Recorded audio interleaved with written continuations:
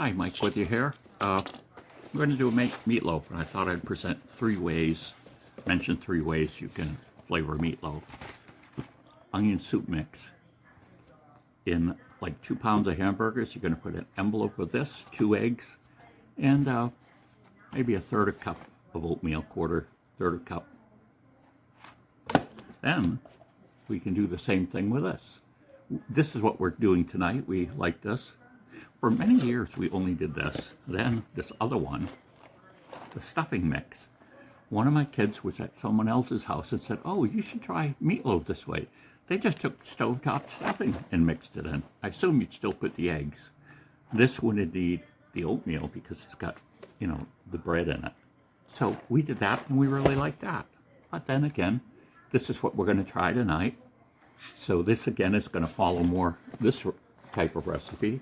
And we're probably going to have 2 pounds of hamburgers, 2 eggs, and about a quarter a cup of oatmeal. That's not really critical. It's easy to do and it's a really simple meal. So, meatloaf time. We have 2 pounds of hamburger. Hamburger was only $1.87 for the 80%. So we bought a couple packs, and what I do is freeze them. But the thing I want to show you is we froze them flat. That way they stack easier, but they also thaw a lot easier too. I've always noticed that the way I prefer thawing something is you put it in a bowl and you let water drip on it. If you just use the microwave, invariably you'll have some of the hamburger that seems to cook actually, and some of it just thaws, so it's very uneven. So flavoring options, okay? Onion soup mix, you use 1 packet of this to the 2 pounds of hamburger, or the vegetable, that's what we're going to do today. There's another option that is really good too, that will change the recipe just a little bit, is stuffing. We're going to be putting some oatmeal in this, but if you do the stovetop stuffing, you don't have to do that. So basically all you're mixing with the 2 pounds of hamburger would be the spots and the 3 eggs. But when we're using this, with our 3 eggs, we're going to use about a cup of rolled oats of some kind. Yeah, exact ratios aren't super critical. It's just a matter of maybe you want a moister or a drier type of meatloaf. There's our half a cup.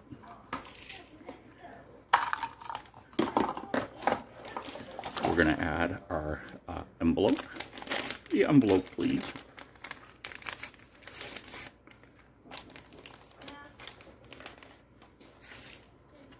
Then we're going to put the eggs in it and mix it up. If you're making small meatloaves, might be better to make a big one and then cut it up in portions and freeze it before you cook it. Because it's kind of hard to get, like if you're doing 1 pound of hamburger, you only want a small one.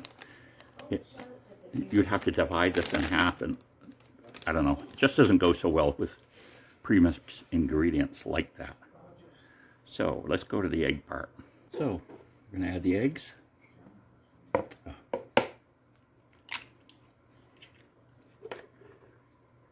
These are large eggs.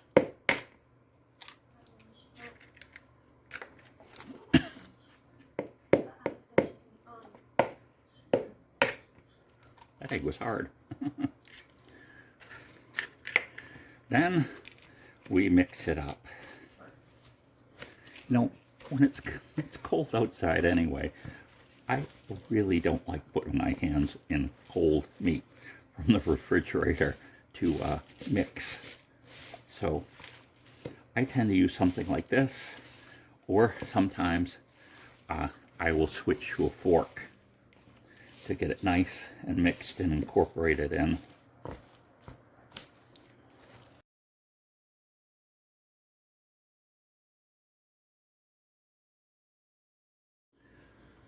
Of course, if you're watching any of my videos, you know I'm going to use parchment paper. Because it just makes cleanup so much better. This is interesting. It has marks on it, squares, so you can cut it for the exact size if you need to. For me, there it is. And we're going to put all the hamburger in.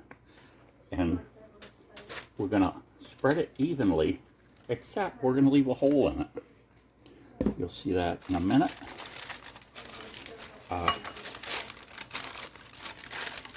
Why we do that is to let some of the grease come out of the hamburger and not be eating all the grease. I suppose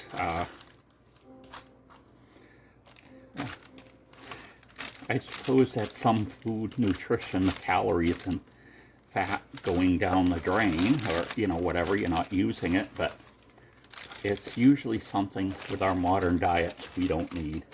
Now, if we were starving to death and we had a low supply of food, I would definitely be keeping that fat.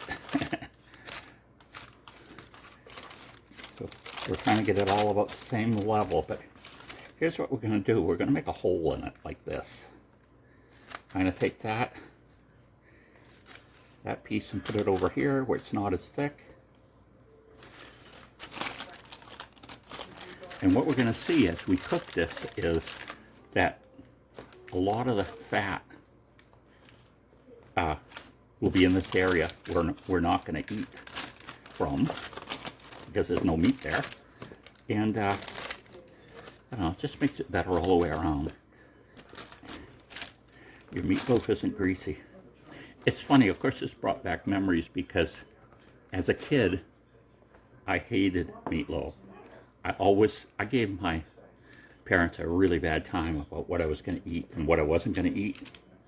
And then I get married, and my mother was kind of angry that I started eating meatloaf. But you'll notice something's missing in this that some people use, and that's tomatoes. Some people, it's more like it's ketchup with meat added, and I don't like that. And that's why I never liked it, because I don't like the raw tomato taste or the ketchup taste. I love tomatoes in certain sandwiches and in spaghetti sauce that had been cooked enough to get rid of that raw taste.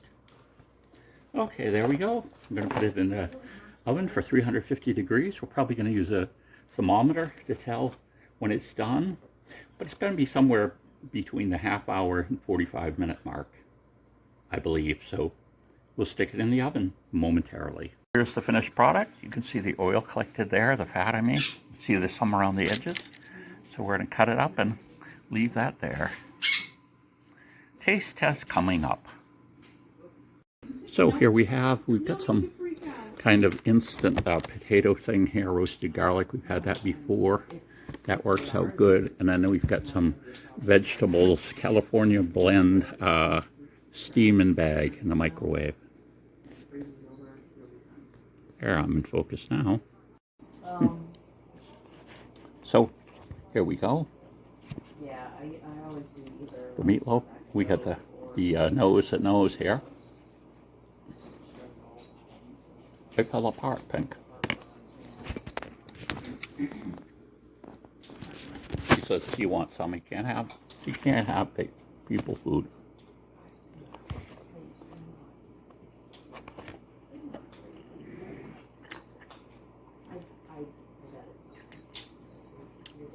Two out of two thumbs up.